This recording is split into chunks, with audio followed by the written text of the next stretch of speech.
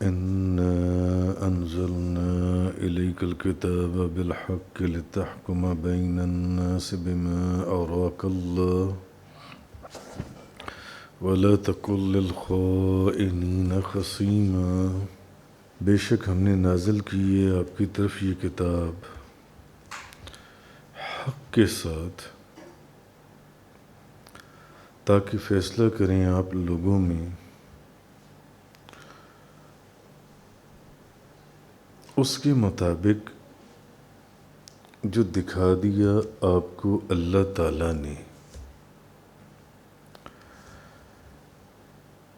یہ کتاب جو ہم نے آپ کی طرف نازل کی ہے یہ حق کے ساتھ نازل کی ہے، کیوں؟ تاکہ آپ فیصلہ کریں لوگوں میں اس کے مطابق جو دکھا دیا آپ کو اللہ تعالیٰ نے۔ وَلَتَكُن لِّلْخَائِنِينَ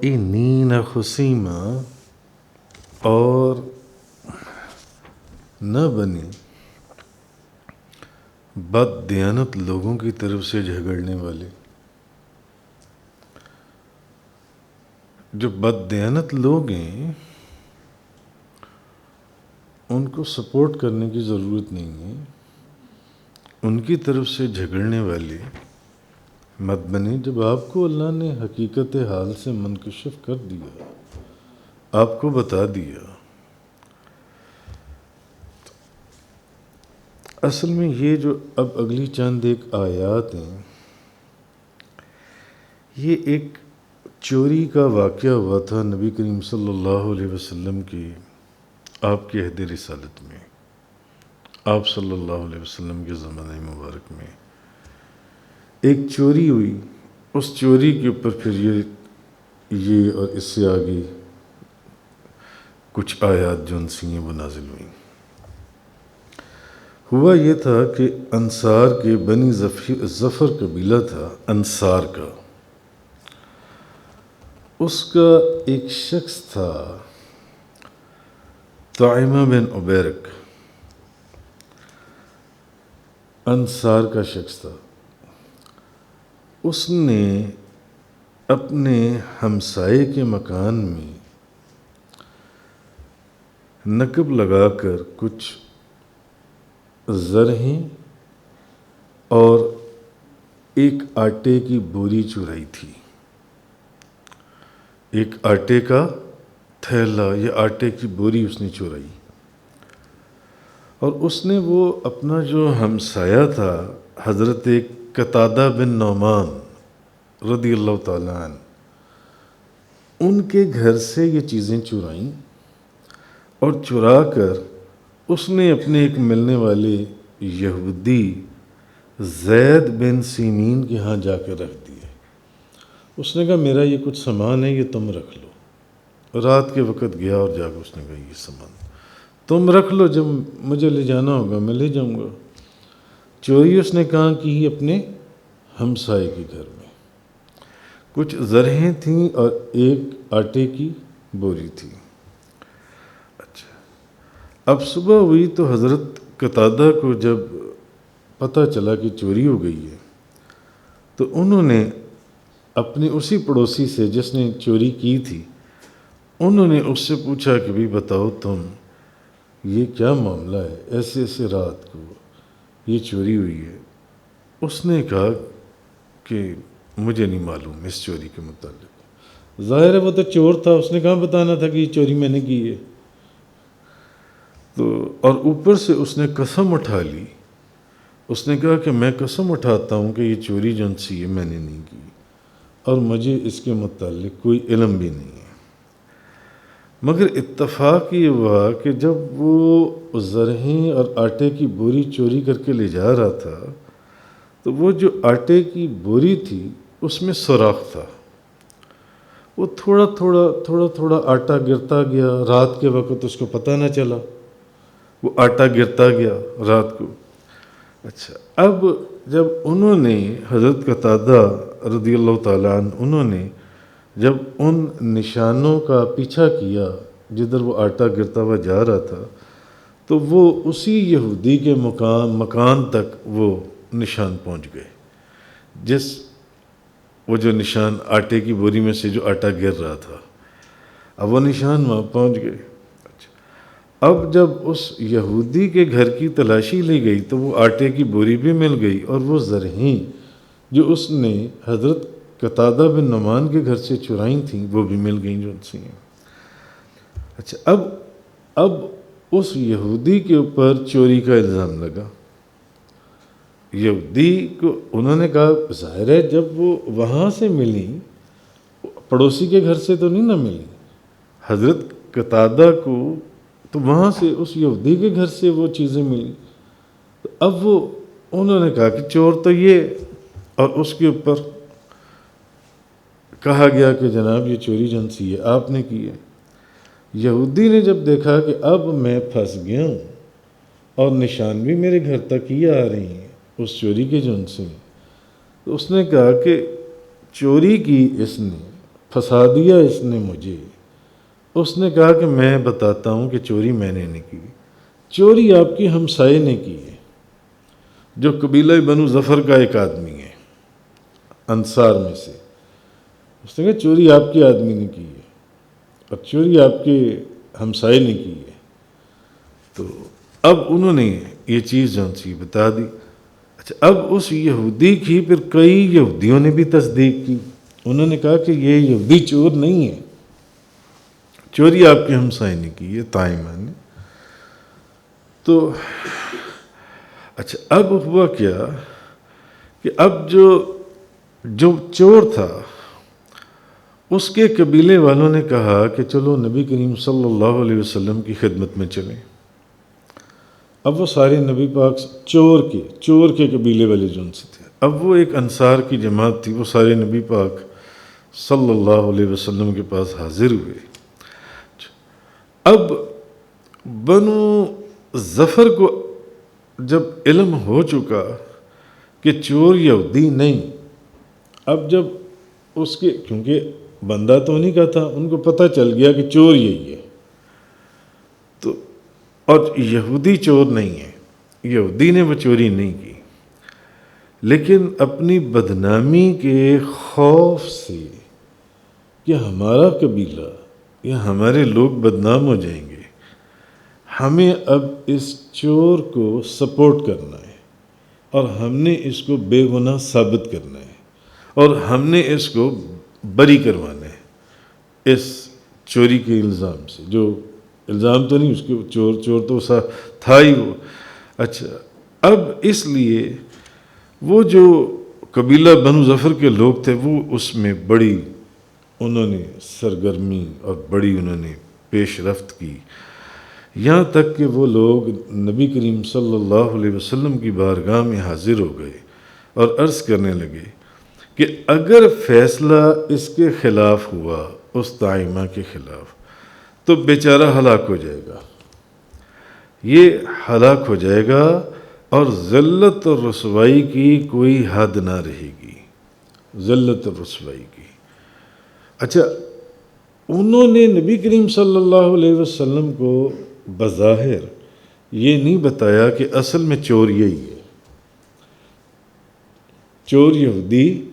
نہیں ہے، مگر اس کی سپورٹ کے لیے سارے نبی پاک صلی اللہ علیہ وسلم کی بارگاہ میں حاضر ہو گئے۔ انہوں نے کہا یا رسول اللہ یہ چور نہیں ہے جو ان سے ہے۔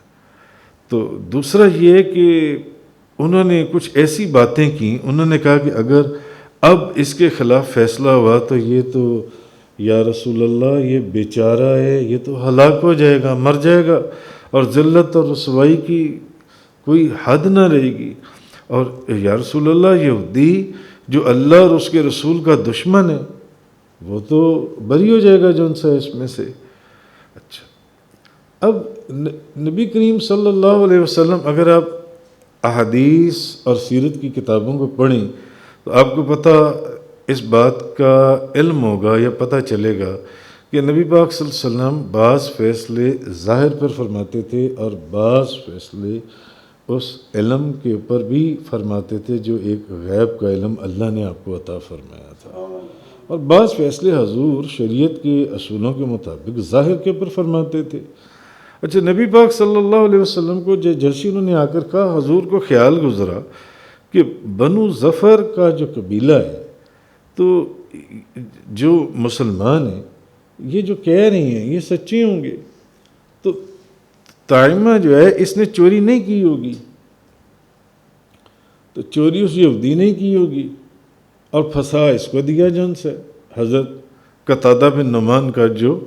رضی اللہ تعالیٰ عنہ ان کا جو ہمسایہ تھا، پھنسا اس کو دیا، جبکہ چور وہ خود ہی تھا، اور اس کے قبیلے والے لوگ جان چکے تھے کہ چوری اسی نے کی ہے، مگر نبی پاک صلی اللہ علیہ وسلم کے سامنے وہ اس بات کا اظہار نہیں کر رہے تھے کہ چوری اس نے کی ہے، کیونکہ اگر ایک بظاہر اظہار کر دیتے تو پھر تو نبی کریم صلی اللہ علیہ وسلم کی وہ حدیث سیدہ بی بی خاتون جنت بی بی فاطمہ الزہرا کے متعلق بھی، خیر انہوں نے کہا کہ چوری جنسی نے اس نے کی ہے۔ وہ جانتے تھے نبی کریم صلی اللہ علیہ وسلم حق کا فیصلہ فرمائیں گے جن سے 100%۔ تو اب انہوں نے کہا کہ یا رسول اللہ یہ مارا جائے گا، وہ یہودی خدا کا اللہ اور اس کے رسول کا دشمن ہے، تو یہ چوری جون سی ہے اس نے کی ہے، اور وہ تو اس میں سے بڑے صفائی سے جون سے نکل جائے گا۔ تو نبی پاک صلی اللہ علیہ وسلم نے خیال کیا کہ بنو ظفر جو مسلمان ہیں سچے ہوں گے، چنانچہ کوئی فیصلہ،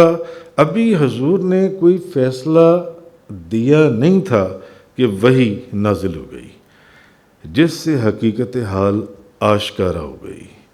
وحی نازل ہو گئی، اور اللہ تبارک و تعالیٰ نے فرمایا کہ ہم نے یہ کتاب حق کے ساتھ اتاری ہے، حق کے ساتھ۔ ٹھیک ہے، آپ شریعت کے اصولوں کے مطابق ظاہر پر، کیونکہ وہ سارے ان ساروں نے قسم اٹھا لی، انہوں نے اس کی گواہی دے دی یہ چور نہیں ہے، چور یہی ہے یہودی جو ہے، تو آپ اللہ پاک نے کیا فرمایا کہ آپ اس علم کے مطابق فیصلہ فرمائیں جو اللہ نے آپ کو عطا فرمایا ہے، اللہ نے جو آپ کو عطا فرمایا، اِنَّا أَنزَلْنَا إِلَيْكَ الْكِتَابَ بِالْحَقِّ لِتَحْكُمَ بَيْنَ النَّاسِ بِمَا أَرَاكَ اللَّهُ، جو دکھا دیا آپ کو اللہ نے، اس علم کے مطابق آپ فیصلہ فرمائیں۔ وَلَا تَكُنْ لِلْخَائِنِينَ خَصِيمًا، اور نہ بنیے بد دیانت لوگوں کی طرف سے جھگڑا کرنے والے یا جھگڑنے والوں میں سے نہ ہو جائیں آپ جو ان سے۔ چنانچہ اب احکام کے متعلق جو اللہ تعالیٰ نے، یعنی جو علم اللہ تعالیٰ نے نبی کریم صلی اللہ علیہ وسلم کو عطا فرمایا تھا، اس کے متعلق بتایا گیا، تاکہ یہ پتہ چل جائے آنے والے لوگوں کو کہ جو علم نبی کریم صلی اللہ علیہ وسلم کو عطا فرمایا گیا تھا، یا جو وحی آپ کے اوپر نازل ہو رہی تھی، جو اللہ نے آپ کو غیب کا علم عطا فرمایا، وہ ایسا یقینی اور قطعی ہے جیسے کسی چیز کا آنکھوں سے مشاہدہ کر لیا جاتا ہے۔ تو جس ذات قدسی اور مبارک ذات کے سامنے ہر حجاب اٹھانے والا خود اللہ تعالیٰ ہو، اس کے علم کی وسعت کا کیا عالم ہوگا۔ تو اللہ پاک نے یہ چیز فرمائی۔ اچھا، اب حضور صلی اللہ علیہ وسلم کو منع فرمایا جا رہا ہے آگے، جو اللہ پاک نے فرمایا، حضور آگے فرمایا کہ وَلَا تَكُنْ لِلْخَائِنِينَ خَصِيمًا، اور نہ بنی بد دیانت لوگوں کی طرف سے جھگڑنے والے۔ تو حضور کا منع کیا جا رہا ہے کہ آپ خائنوں کی جو ہے، جو خیانت دار لوگ ہیں، آپ ان کی طرفداری نہ کیا کریں، کیونکہ آپ کی ذات سے عدل اور انصاف کی ساری عظمتیں وابستہ ہیں۔ آپ کی ذات سے عدل اور انصاف کی ساری کل عظمتیں وہ آپ ہی کے تو ذات سے وابستہ ہیں جو ان سے ہیں، تو آپ ان کی طرفداری نہ کریں۔ تو انصاف کرتے وقت یہ دیکھنا کہ مسلمان کون ہے اور یہودی کون ہے، یہ آپ کی تو شان بہت بہت اوپر، آپ تو عدل اور انصاف کو۔ اچھا، لیکن اس سے کوئی بندہ یہ مطلب نہ لے لے کہ معاذ اللہ حضور نے خائنوں کی طرفداری کی تھی، اس لیے آپ کو منع کیا جا رہا ہے کہ ان کی طرفداری آپ نہ کریں۔ بظاہر ایسے معلوم ہوتا ہے کہ جیسے آپ نے بھی ان کی طرفداری کی تھی، اسی لیے منع کیا گیا نا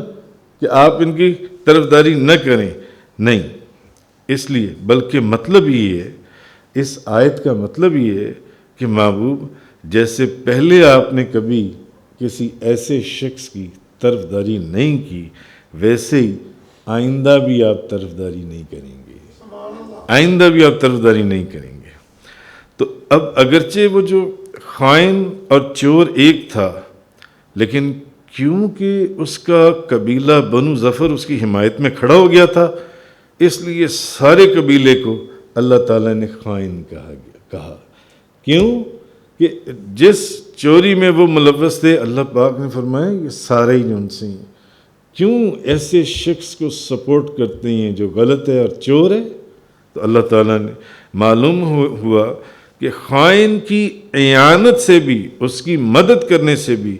آدمی کا شمار انہی میں ہو جاتا ہے جن کی وہ مدد کر رہا ہو، انہی غلط لوگوں کے اندر۔ اور اس شخص کا وہ جو چور تھا، اس کا انجام یہ ہوا کہ وہ پھر وہاں سے بھاگا اور مکہ مکرمہ آ گیا، اور ایک پھر وہاں پر اس کی جو موت ہوئی وہ ایسی ہوئی کہ ایک جگہ دوبارہ چوری کر رہا تھا تو دیوار سے گرا، یا دیوار اس کے اوپر گری تو اس کی موت واقع ہو گئی، جنسی ہے اس شخص کی جنسی ہے۔ تو اس لیے اللہ تبارک و تعالیٰ نے یہ فرمایا کہ اِنَّا أَنزَلْنَا عَلَيْكَ الْكِتَابَ بِالْحَقِّ لِتَحْكُمَ بَيْنَ النَّاسِ بِمَا أَرَاكَ اللَّهُ، بے شک ہم نے نازل کی آپ کی طرف یہ کتاب حق کے ساتھ تاکہ فیصلہ کریں آپ لوگوں میں اس کے مطابق جو دکھا دیا آپ کو اللہ نے۔ وَلَا تَكُن لِّلْخَائِنِينَ خَصِيمًا، اور نہ بنیے بد دیانت لوگوں کی طرف سے جھگڑا کرنے والے، بد دیانت لوگوں کی طرف سے جھگڑا کرنے والے جو ان سے مت بنے آپ۔ آگے فرمایا آیت نمبر 106 کے اندر، وَاسْتَغْفِرُ اللَّهَ، اور آپ اللہ سے مغفرت طلب کریں، آپ اللہ سے مغفرت طلب کریں۔ بظاہر یہ خطاب نبی پاک صلی اللہ علیہ وسلم کو ہے، بے شک اللہ بہت بخشنے والا نہایت رحم فرمانے والا ہے۔ خطاب نبی کریم صلی اللہ علیہ وسلم سے۔ اچھا، اب اس معاملے میں اصل میں نبی کریم صلی اللہ علیہ وسلم جو اس شخص کی حمایت کی طرف بظاہر مائل معلوم ہوئے تھے، وہ اس میں کوئی معصیت نہیں۔ اس کی وجہ کیوں ہے؟ کیونکہ آپ ظاہری شہادت کی بنا پر اس شخص کی طرف، اس کی حمایت کی طرف مائل محسوس ہوئے تھے، اور اس میں کوئی معصیت نہیں ہے، مگر پھر بھی اس کے باوجود آپ کو استغفار کرنے کا حکم دیا گیا۔ اچھا، جب منافقوں نے یہودی کے چوری کرنے، اور اب دوسری چیز یہ، جو منافقوں نے جب اس یہودی کے چوری کرنے، انہوں نے قسم اٹھا لی کہ چوری یہودی نے کی ہے، اور اس بات پر بھی قسم اٹھا لی کہ اس نے، یہ جو اصل چور تھا جو حضرت قتادہ بن نعمان کا ہمسایہ تھا، اس نے چوری نہیں کی ہے، تو بظاہر اس شہادت کو، بظاہر شریعت کے اصولوں کے مطابق، شریعت کا حکم ظاہر کے اوپر ہے، تو اس شہادت کو اب مسترد کرنے کی کوئی وجہ نہیں تھی۔ تو میں نے پہلے عرض کیا کہ اگر آپ تاریخ یا احادیث پڑھیں تو آپ کو پتہ چلے گا کہ نبی پاک صلی اللہ علیہ وسلم نے بعض جگہوں پر اس علم جو اللہ نے ان کو غیب کا عطا فرمایا اس کے مطابق بھی فیصلے فرمائے، اور شریعت کے اصولوں کے مطابق ظاہر کے اوپر بھی فیصلے فرمائے، کیونکہ آگے دنیا نے قانون شریعت کے مطابق زندگی گزارنی تھی کہ میرے بعد یہ فیصلے اس طرح ہوں گے، نہ کہ علم غیب کے اصولوں کے مطابق ہوں گے، بلکہ جو ظاہری شہادت ہوگی اس کو قبول کی جائے گی۔ تو جب انہوں نے گواہی دے دی منافقوں نے کہ چوری یہودی نے کی ہے، اور اس بات پر گواہی قسم دے دی کہ نہیں، تو اس کے اوپر نبی کریم صلی اللہ علیہ وسلم ظاہر کے اوپر، مگر اس کے باوجود بھی اللہ تعالیٰ نے آپ کے اوپر وہ جو معاملہ تھا اس کو منکشف کر دیا، اور کہ یہ منافق جو ہیں وہ جھوٹے ہیں، اور اگر آپ ان کی شہادت کے مطابق فیصلہ کر دیتے تو بھلے آپ شرعاً معذور تھے، لیکن یہ فیصلہ پھر بھی حقیقت میں صحیح نہ ہوتا۔ اس لیے فرمایا کہ آپ استغفار فرمائیے، آپ استغفار کیجئے، آپ اللہ سے مغفرت طلب کیجئے۔ اور ایک نقطہ یہ بھی مفسرین نے بیان کیا کہ یہ جو آپ کو مغفرت کی دعا کا فرمایا گیا کہ آپ اللہ سے مغفرت کیجئے، ہو سکتا ہے کہ اس آیت میں اصل میں آپ کو ان مسلمانوں کے لیے استغفار کا حکم دیا گیا ہو کہ ان کے لیے استغفار کیجئے جو اس چور کی حمایت میں کھڑے ہو گئے تھے۔ یہ نہیں کہ آپ استغفار کیجئے، آپ معافی مانگیے، نہیں، بلکہ ان مسلمانوں کے لیے معافی مانگے جو چور کی حمایت میں کھڑے ہو گئے تھے، جو لوگ ان کے پیچھے کھڑے ہو گئے تھے۔ تو آگے فرمایا وَلَا تُجَادِلْ عَنِ الَّذِينَ يَخْتَانُونَ أَنفُسَهُمْ إِنَّ اللَّهَ لَا يُحِبُّ مَنْ كَانَ خَوَّانًا عَصِيمًا، اور آپ ان لوگوں کی طرف سے نہ جھگڑیں جو اپنے نفسوں سے خیانت کرتے ہیں، بے شک اللہ ہر اس شخص کو پسند نہیں کرتا جو بہت بد دیانت اور گناہ گار ہو۔ اصل میں وہ تو اپنے نفسوں سے خود خیانت کر رہی ہیں جو ان سے، تو آپ ان کی طرف سے نہ جھگڑیں جو ان سے، تو وہ اپنے نفسوں سے خود خیانت کر رہی ہیں۔ تو نبی کریم صلی اللہ علیہ وسلم کو خطاب ہے کہ آپ ہی کو ان کی حمایت سے منع کیا گیا ہے، لیکن کسی شخص کو کسی چیز سے منع کرنے سے یہ لازم نہیں آتا کہ اس نے اس چیز کا ارتکاب بھی کیا ہو۔ فار ایگزامپل میں یہاں پر کسی کو کہتا ہوں یار آپ نے نماز نہیں چھوڑنی، تو ضروری نہیں ہے کہ وہ نماز چھوڑتا ہو، وہ نماز پوری پڑھتا ہو، مگر پھر بھی کہہ تو دیا نا۔ تو کہنے کا مقصد یہ ہے کہ مفسرین کرام فرماتے ہیں کہ نبی کریم صلی اللہ علیہ وسلم کو خطاب ہے تو آپ ہی کو ان کی حمایت سے منع کیا گیا ہے، لیکن کسی کو کسی چیز سے منع کرنے سے یہ بات ثابت نہیں ہوتی کہ اس نے اس چیز کا ارتکاب کیا ہو۔ تو اللہ تعالیٰ نے فرمایا کہ اللہ اس کو پسند نہیں کرتا جو بہت خیانت کرتا ہے۔ یہاں پسند نہ کرنے سے مراد یہ ہے کہ اللہ اس سے ناراض ہوتا ہے اور اس سے بغض رکھتا ہے۔ آگے فرمایا آیت نمبر 108 کے اندر یستخفون من الناس ولا یستخفون من اللہ وهو معهم اذ یبیتون ما لا یرضى من القول وکان اللہ بما یعملون محیطا۔ یہ لوگ انسانوں سے تو اپنے کام چھپاتے ہیں، اللہ سے نہیں چھپا سکتے، حالانکہ وہ ان کے ساتھ ہوتا ہے جب وہ رات کو ایسی بات کے متعلق مشورہ کرتے ہیں جو بات اللہ کو پسند نہیں، اور اللہ ان کے تمام کاموں کو محیط ہے۔ اللہ ان کے تمام کاموں کو محیط ہے، یعنی جو لوگ کوئی برا کام کرتی ہیں تو لوگوں سے حیا کرتی ہیں اور چھپ کر وہ کام کرتی ہیں، یا لوگوں کے ضرر کے خوف سے چھپ کر وہ کام کرتی ہیں، لوگوں سے چھپ جاتی ہیں، اللہ سے حیا نہیں کرتے۔ اگر کسی جگہ لوگ موجود ہیں تو وہاں وہ گناہ نہیں کریں گے، تو جہاں وہ سمجھیں گے کہ یہاں کوئی بندہ موجود نہیں ہے، مجھے کوئی دیکھنے والا نہیں ہے، تو وہاں گناہ کریں گے۔ تو لوگوں سے حیا کرتے ہیں، خدا سے حیا نہیں کرتے، اللہ سے حیا نہیں کرتے، یعنی اللہ کے خوف سے اور اس کے عذاب کے ڈر سے اس گناہ کو نہیں چھوڑتے۔ تو وہ چیز اللہ پاک فرما رہا ہے کہ یہ لوگ انسانوں سے اپنے کام چھپاتے ہیں اور اللہ سے نہیں چھپا سکتے، انسانوں سے چھپا بھی لیں، حالانکہ وہ ان کے ساتھ ہوتا ہے جب وہ رات کو ایسی بات کے متعلق مشورہ بھی کرتے ہیں جو بات اللہ کو پسند نہیں ہے، اور اللہ ان کے تمام کاموں کو گھیرے ہوئے ہے۔ مراد یہ ہے کہ راتوں کو پروگرام بناتے ہو جھوٹ بولنے کا، اور بے قصور کسی کے اوپر تہمت لگا دیتے ہو، چوری کسی نے کی، الزام کسی پر لگا دیا، یہاں تو چھپ جاؤ گے، وہاں کیسے چھپو گے؟ وہاں کیسے چھپو گے؟ یہ چیز فرمائی جا رہی ہے۔ آگے فرمایا آیت نمبر 109 کے اندر ہا انتم ہؤلاء جادلتم عنہم فی الحیات الدنیا، سنتے ہو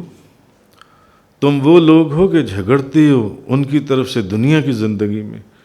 فمن یجادل اللہ عنہم یوم القیامت ام من یکون علیہم وکیلا،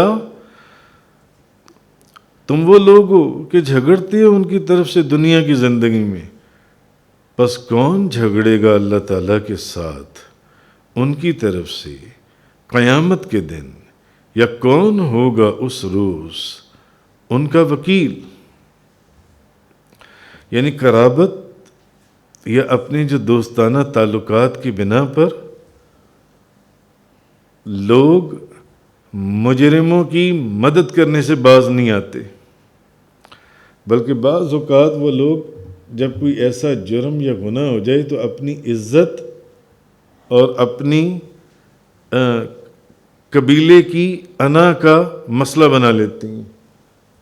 کہ اگر یہ چیز ثابت ہو گئی تو ہم سارے ذلیل ہو جائیں گے. تو اس وقت تم مجرم کی مدد کو اٹھ کر کھڑے ہو جاتے ہو اور ہر طریقے سے بے گناہ شخص کو گناہ گار ثابت کرنے کی کوشش کرتے ہو. جس طرح یہاں اس چور نے چوری کی اور الزام لگا دیا تم نے ایک یہودی کے اوپر، چوری کی تھی حضرت قتادہ بن نعمان رضی اللہ تعالیٰ عنہ کے ساتھ جو منافق تھا ان کا ہمسایہ. تو ایسے لوگوں کو تنبیہ کی جا رہی ہے کہ اس دنیا میں تو تم جھوٹی قسمیں کھا کر یا جھوٹی گواہیاں دے کر ان کو بے گناہ ثابت کر لو گے، یہ بتاؤ کہ قیامت والی دن تم کس کے آگے اپنی صفائی یا اپنی گواہی پیش کرو گے؟ اور قیامت والے دن کیا تم اس عدالت سے تو اس کو بچا، دنیا کی عدالت سے، خدا کی عدالت سے اس کو بچا سکتے ہو؟ قیامت والے دن وہاں جھوٹی گواہی چلے گی تمہاری، یا وہاں جھوٹی قسمیں چلیں گی تمہاری جون سی ہیں؟ تو کس میں دم ہے جو بارگاہ الہی میں اس شخص کا جو جھوٹ یا چور ہے اس کا وکیل بن کر قیامت والے دن کھڑا ہو؟ ایسا ممکن نہیں ہے، ایسا ممکن نہیں ہے. تو آگے فرمایا وَمَن يَعْمَلْ سُوءًا أَوْ يَظْلِمْ نَفْسَهُ ثُمَّ يَسْتَغْفِرِ اللَّهَ يَجِدِ اللَّهَ غَفُورًا رَحِيمًا، اور جو شخص کر بیٹھے برا کام یا ظلم کرے اپنے آپ پر، پھر مغفرت مانگی اللہ تعالیٰ سے، تو پائے گا اللہ تعالیٰ کو بڑا بخشنے والا، بہت رحم فرمانے والا. آیت نمبر سورۃ النساء 110. اگر کوئی بندہ برا کام کر لے پھر اللہ سے مغفرت طلب کرے، اللہ سے معافی مانگے، اللہ معاف کر دے گا، اللہ بخش دے گا اس شخص کو جن سے. ہر قسم کے گناہ پر توبہ قبول ہو جاتی ہے، وہ بھلے کفر ہو، قتل ہو، قبضہ ہو، غصب کسی کی جگہ کا، چوری ہو، مگر سچے دل سے اللہ کی بارگاہ میں حاضر ہو جائے کہ مولا کریم میں تیری بارگاہ میں توبہ کرتا ہوں، تو میری توبہ کو قبول فرما لے، اس کی توبہ قبول ہو جاتی ہے. آگے فرمایا جا رہا ہے وَمَن يَكْسِبْ إِثْمًا فَإِنَّمَا يَكْسِبُهُ عَلَى نَفْسِهِ وَكَانَ اللَّهُ عَلِيمًا حَكِيمًا، اور جو شخص کوئی گناہ کرتا ہے تو اس کا وبال اصل میں اسی شخص کے اوپر ہے. اللہ بہت جاننے والا، بڑی حکمت والا. وہی بات چل رہی ہے وہ جو چوری ہوئی اور جو معاملہ ہوا سارا جو ان سے ہے کہ جو شخص کسی گناہ کا ارتکاب کرتا ہے اس کی سزا اسی کو ملے گی، کسی دوسرے شخص کو اس کا کوئی ضرر نہیں پہنچے گا، کوئی بوجھ اٹھانے والا کسی دوسرے کا بوجھ نہیں اٹھائے گا. اور پھر فرمایا فَمَن يَكْسِبْ خَطِيئَةً أَوْ إِثْمًا ثُمَّ يَرْمِ بِهِ بَرِيئًا فَقَدِ احْتَمَلَ بُهْتَانًا وَإِثْمًا مُبِينًا، اور جو شخص کوئی خطا یا گناہ کرے پھر اس کی تہمت کسی بے گناہ پر لگا دے تو بے شک اس نے بہتان باندھا اور کھلے ہوئے گناہ کا ارتکاب کیا. اب اس آیت میں ایک خطا کا ذکر ہوا اور ایک گناہ کا. خطا کو علیحدہ بیان کیا گیا اور گناہ کو علیحدہ بیان کیا گیا. تو اب اس کی مختلف مفسرین نے مختلف تفسیریں کی ہیں کہ خطا کا بیان ذکر علیحدہ کیوں کیا گیا اور گناہ کا علیحدہ کیوں. تو ایک تفسیر تو یہ بھی کی گئی ہے کہ خطا سے مراد صغیرہ گناہ ہے اور گناہ سے مراد کبیرہ گناہ ہے. اور ایک تفسیر یہ ہے کہ خطا سے مراد وہ گناہ ہے جس کا نقصان ضرر صرف گناہ کرنے والے کو پہنچے.